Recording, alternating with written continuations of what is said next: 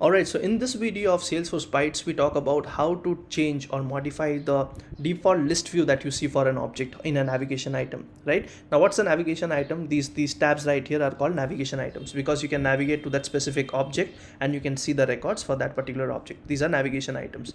And what are list views? These are list views that you see right here. These are all list views. You can create your own list view by clicking on the new button here, and you can play around and you can check the list views that are already created and available for you.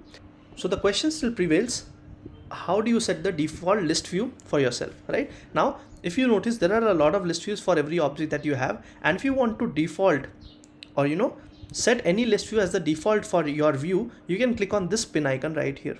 And if you notice, if you go to the recently viewed contacts right now or recently viewed pinned list right now, this is currently pinned, and which is why what happens is when you refresh or when you log in for the very first time, or when you log in after some time after logging out, you see this list view coming up by default. To change that, you can simply go to the list view, find the list view that suits you and you want it to be set as default, and just click on this pin icon right here. And once you click on pin, this list view will be pinned for you. And now if you change your view, let's say you go to leads and you come back to contacts, you'll see the all contacts list view. You won't see the recently viewed.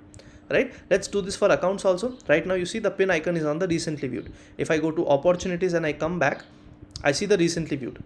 Let's say I go to all accounts and now I go to opportunities and come back to accounts. So you see, I was on all accounts list view, but it is showing me the pinned view. So to change my pin, I can just say new last week, and let's say this is the view I want to see. I'll just click on pin. And now if I go back to opportunities, if I go to leads, if I come back to opportunities and I go back to accounts, I'll see my pinned list view. So that's how you can set a default list view apart from the recently viewed list view that you have by default for all objects. All right, great. Thank you.